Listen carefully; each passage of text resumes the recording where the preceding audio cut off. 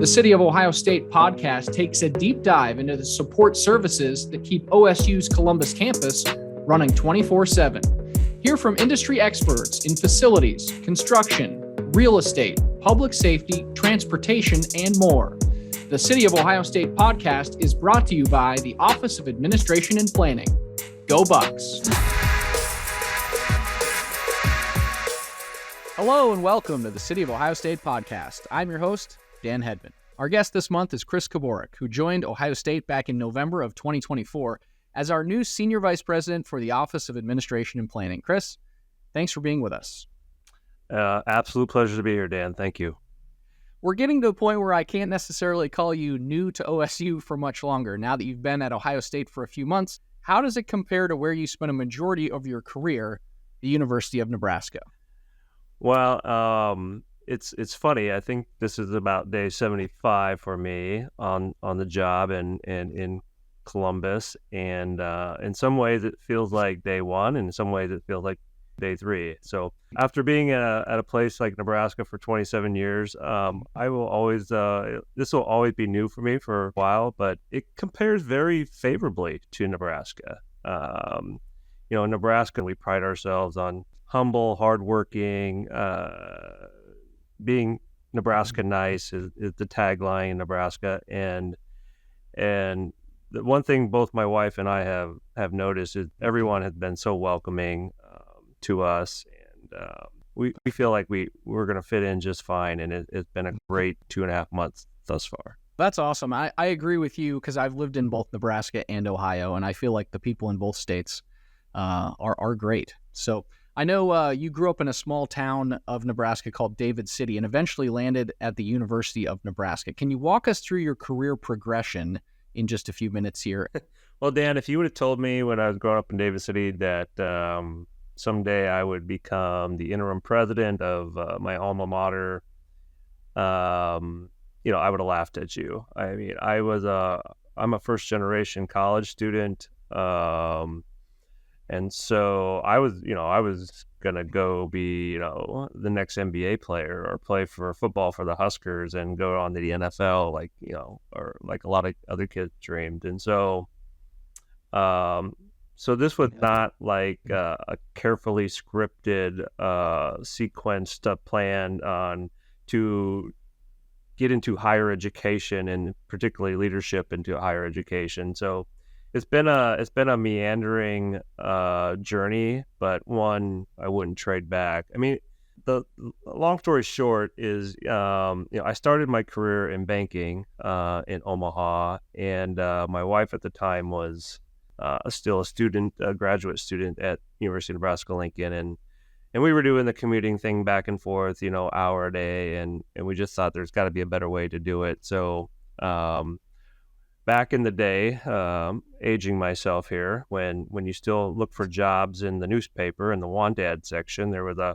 still remember, it was just a very small ad for a budget analyst in the provost office at the university. I had no idea what a provost was. I did know I liked Husker football and the university, so I thought, well, I at least could get tickets, and then we'll move on to bigger and better things. And so I was fortunate to get the job, and it was almost immediate as I walked into the office. Banking was going through a transformation at that time from being kind of an analytical, numbers driven to more sales driven. It was fine, but it wasn't exactly what I wanted to do. But the university seemed to have it all. I loved the mission and the statewide presence. I think, as we'll get into here, universities are some of the most complex institutions that you can be involved in. I had the opportunity to talk to a CEO of a Fortune 500 company who was also the interim president at a Big Ten institution, and he said, Chris, like, being the CEO of a Fortune 500 company is way easier than managing a university. But you think about all the things we'll do, and we'll get into that. It's just an interesting place and has such an impact on our students and our state. And so instantly kind of just fell in love with it.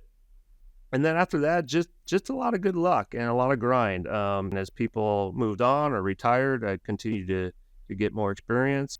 It culminated, about a year ago with our Board of Regents after, Ted Carter announced he was leaving Nebraska to go to Ohio State, approaching me and asked if I would serve in the interim. And I said I would do whatever I could for the institution and got to do that. And so it was a great journey. And, like I said, I wouldn't trade it for anything. So that's one of my favorite parts of this podcast when we have people like you on. I did this with Jay Casey before he left the university, is just hearing the journey and the winding road that people take to get where they go. You never know where you're going to end up. And I feel like if you put your head down and work hard, anything is possible. So you mentioned working with Ted Carter at Nebraska. How much did he play a role in your interest at Ohio State? I'm guessing a lot. And what can you tell us about the relationship you have with Ohio State's president? Yeah, so I've had the pleasure to work with some really great leaders in higher education. So J.B. Milliken, who is now the chancellor at the University of Texas system, really kind of got me started on my administrative career at Nebraska, and was a great mentor and a great friend. And then a gentleman named Dr. Hank Bounds replaced J.B. And then he after he left, we hired this guy named Ted Carter. Ted's background on paper immediately resonated with me, with his military background, his 37 years of serving, wearing the cloth and serving our country. I grew up in the era of, the original Top Gun with Tom Cruise and, in the 80s. And so when I heard he was a Top Gun instructor and flying fighter jets off aircraft carriers, I'm like, this guy's got an interesting background. It's going to be kind of neat to meet him. And then, when he stepped on campus day one, he was everything I kind of expected to be in terms of, but the only thing different, you would think, being a Top Gun fighter pilot, that, he would have just a gigantic ego and be a top down, but he was almost exactly opposite. He's very unassuming. He's just a common, ordinary guy. And March of 2020, we all started to deal with a thing called COVID and the pandemic. And so, while it is kind of like the classic line, it was the best of times, worst of times. Obviously, what was going on with COVID was terrible, but it was a unique professional opportunity for me because I got to spend the next 6 months. There was a small team of us, President Carter, myself, and a few others, that sat around a conference room table almost each and every day talking about, how are we going to get the institution back up and running and all those kind of things. And I got to see the incredible leader he is, and obviously forged, it probably accelerated the forging of the relationship that we had.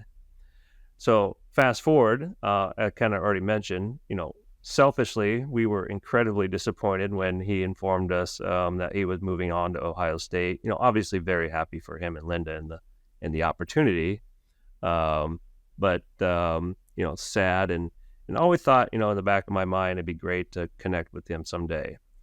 Little did I know it would happen as soon as it did. I mean, obviously, like I said, I had the honor of serving as the interim president after him, and Ted and I were pushing a pretty big change agenda at Nebraska. Not the demographics in Nebraska are much different than Ohio State. We were dealing with enrollment declines, budgetary pressures, that kind of normal stuff. But we were really talking about transforming Nebraska in order to survive, not to thrive.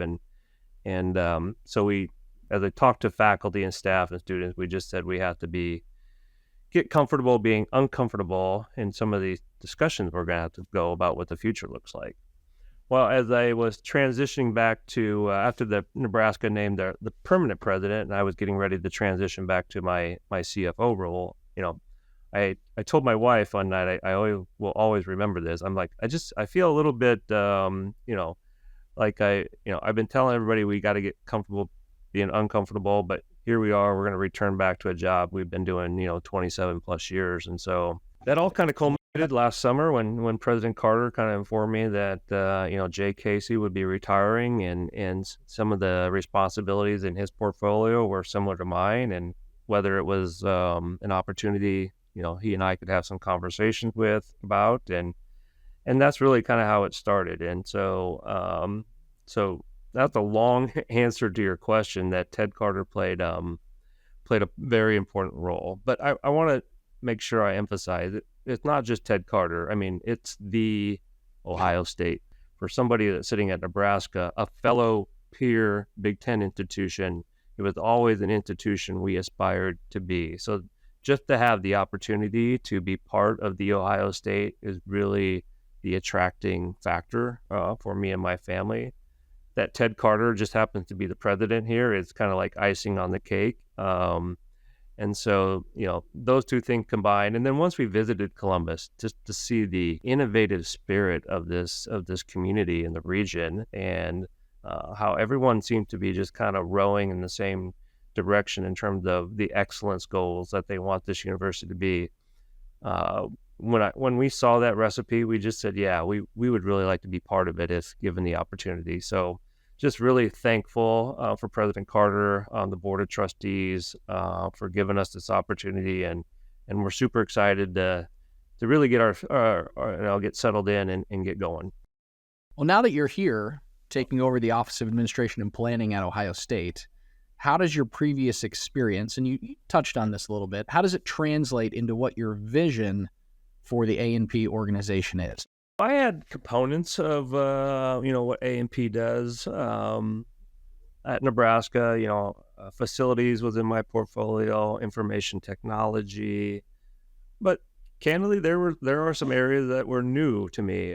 Public safety. So in Nebraska, we were a system office with 4 campuses. So public safety was handled more at the campus level. All just operational items like busing and parking and printing services, those were all more operationally done at the campus level. So I've had some experience with some of these items. Some of these items are new to me, which is exciting. I'm excited to kind of get to know the leaders and see how we do here. But I think the biggest thing I can bring to this job, and I told some of the trustees, was, there's 2 things I think that set me apart from maybe other candidates in the job. And number one is, I have that relationship with Ted Carter. So the onboarding process is going to be very quick, if not non-existent. And so we spent 4 years dealing with some really difficult issues. And so we kind of know how each other work. And I think that trust level with one another will not only accelerate, what we can do with A&P, but hopefully it will support President Carter and the strategic initiatives that he's putting together as we speak. The second thing I told I think I can bring to the table is I've sat in the seat of the president. And until you do that, I mean, it's kind of I'm sure it's like being Ryan Day. Everybody wants to armchair quarterback and should have called that play or put that blitz on. But until you're in the seat and you really are kind of see all the information coming at you, some of it not publicly available, not even some of it you can share with your leadership team, it's a really different experience. And I just think having that 6 to 9 months of being a president at a Big Ten institution just gives me a whole new perspective on what leadership is thinking, particularly President Carter. So my goal is to translate all of that, just to continue to support the superb work I've seen A&P do. I've had a chance to kind of at least have a touch with every department here, and I've just, no matter if I'm talking about printing services or public safety or transportation and to OTDI, I've been very impressed with the team, the A&P team here. So my job is not to break any of that. My job is to try to continue to facilitate and enhance all the goals and things they want to do. But, now I think our job is, and I've talked to the team about this, is, how do we take the next step? I know Ted Carter is here to do big things. I know the Board of Trustees want to take this university to the next level. And we can't do any of that without just excellent operations, efficient operations. And so I look forward to working with the leaders of A&P to develop some strategic plans on how we do that. And but it's I've been super impressed, and I'm really excited about what we might be able to do going forward. You touched on this, but I want to pull at this a little bit more here. So administration planning, basically the city services at Ohio State. It's why we called the podcast City of Ohio State, right? Over these first few months, you've shadowed police and public safety during a home football game. You've toured the Uniprint facility, seen facilities folks deal with a major winter storm, and it's only been, 60 days, right? What is your initial impression of not only the work that takes place in A&P, but some of the people you've already met that are doing it? Yeah, so I think what the common public doesn't understand is how big and how complex of an institution this is. I mean, I'm starting to get the fact, but I think we serve 67,000 students and, have over 1,200 buildings and how many acres of land and all those things. And the coordination between all the colleges and the other departments it's really quite remarkable. I mean, you highlighted a few things, just sitting down with our public safety team before a big Buckeye home game and looking at the level of coordination that they do, not only just to the campus, but all the other public safety agencies that it takes to put on a Buckeye game, Columbus Police Department, Franklin County Sheriff, the Ohio State Patrol, all the way to the federal, to the FBI and Homeland Security. And I couldn't say enough about Monica and now Chief Jeffrey and the relationships they built over the years. And because you think about it, we have 110,000 people congregating at a site, and probably more than that when you talk about tailgaters and others. And our job is to keep all of them safe. And just was super impressed with all of that, and not just game day, but I think our public safety teams, they obviously really care. The highest priority is to keep our students and our faculty and our staff safe, and just all the things that they're thinking about each and every day to do that was a really big highlight of my first 2 months. But as you said, I mean, I just love spending time with our printing services team, Uniprint. I got a great tour from Jeff, our director down there, and just to see the commitment and the quality that they do for our campus, not just printing services, but people probably don't know they do a lot of the signage that goes on campus, and same thing with our transportation team. I was blown away when I met the leadership team at TTM. Most of them, almost all of them, I think, had been with the department probably for 20, 25 plus years. Many of them had started as student bus drivers. I mean, and that's a consistent theme I'm seeing, particularly across the A&P, the longevity, the commitment of our people. And you don't see that everywhere. That's really a testament of the culture that our leaderships have brought to us. But I think it's really the love that people have for this institution, the love of being a Buckeye and all those things. So long answer short is I am just incredibly impressed with the work that A&P has been doing. So to spin that forward, right, because it is the operational work of the university, right? If there was a door to the university, we'd be keeping it open, right? That's what A&P does. How does A&P's work then support the teaching, research, patient care that happens on campus? Some people don't always connect those, but from your view, are those connected? Absolutely. I mean, I don't know if this is a good analogy, but this is how I explained it to my wife and kids, kind of what we do. But, if you think about the human body, I really view us as the cardiovascular system. We are the heartbeat of the institution. And if the arteries and veins get clogged up with cholesterol, things are not going to start working as well as they can. So if the buses aren't running on time, that's going to have an impact to students and faculty and staff. Or if the facilities are breaking down, or we have water pipe leaks, or the electricity doesn't run, obviously that's going to have an impact.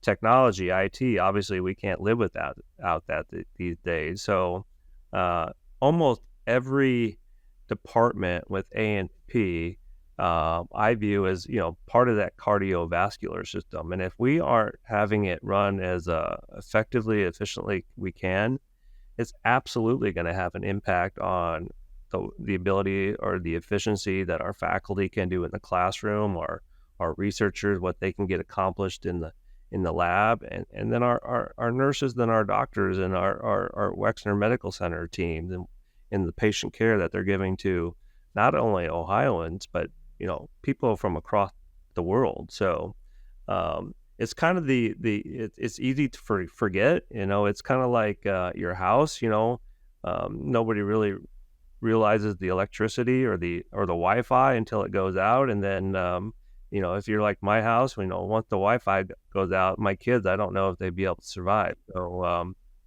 it is kind of a utility function, but it's so important to what we do each and every day. And so it's the lifeblood of this institution, in my opinion. The analogy I love to use for administration and planning is we are the offensive line, right? If we're doing our jobs, you probably never say our name, but once we're flagged for holding, we got problems. We're going in the wrong direction, right? So, and that segues into my final question, which is about sports. So as we wrap up, I know you're a big sports fan. You've been a coach to your sons in baseball. You've also served as a basketball referee, which I think is interesting. So how did you get into the refereeing, and how has that been a benefit to you in other areas? My family and I, we are big sports junkies. I wish I had a good story to tell you about basketball refereeing, but it was I was a poor college student and needed to make some money, and I had a buddy who said, "Hey, we can go down to the YMCA and ref games all day Sunday, and make $50." And so I'm like, "Yeah, sure, I'm in." But so that's how it started. But then. I think of myself as an athlete. I'm sure I wasn't, if you would go back and find any historical videos of that. But, I think why I love athletics so much is because by nature, I'm just a competitive person. And, I'm telling my kids about this right now. I'm like, someday it's going to end and you're going to have to fill that competitive void with something else. And so, a lot of us fill it with golf or, other activities as you kind of get out of the high school or college age. But when I stepped onto that basketball court, it kind of brought back some of those competitive juices, that feeling of it. And I just really kind of got hooked onto it. And then kind of like my administrative career, I just was very fortunate to have a good group of older officials that mentored me and took me to varsity games, JV games, varsity games, eventually started to do college ball. And it just kind of took off. And it was just something, I never, even though I got started in it for the money, I never did it for the money. I would have done it for free because I just enjoyed being with the athletes, being in that arena, hearing the crowds and those kind of things. But I have told people it has been a really good training ground for being a university administrator. I mean, refereeing, I don't care if it's a basketball game, football game, being a baseball umpire, whatever sport it might be, it's really about just managing conflict. And 80, 85, 90% of the game kind of manages itself. We all kind of know what the calls are. It's that 10% where, judgment is needed. And I had a saying, basketball refereeing was, your job was to absorb chaos, create some calm, and provide hope. And I think that translates nicely to what, not only what university leadership does, but what A&P does. Each and every day there's challenges, there's issues, there's problems we have to fix. And so our job is to just, absorb that chaos, create some calm, whether that whoever constituency group that might be, that, we'll get it fixed, we're going to get it figured out, and that we'll get you back on your way as quickly as we can. So give them some hope. So with kind of that philosophy, I've carried that officiating philosophy with me into my professional life and sometimes into my everyday private life as well. So but the best part of being a college official is just the people you meet, the student athletes, the fellow officials, administrators at the school. I mean, that's really, I could maybe describe to you one or two or three plays that I remember, but I can't tell you how many people I just become friends with over that. So it's been a great hobby. I've kind of taken a little bit sabbatical this year, given the move and the new job, but after I get kind of settled here, hopefully I can find a game or two to go referee here in Central Ohio. Sounds good to me. I appreciate that insight. Appreciate your time. I know you're a busy guy. Happy to come back anytime.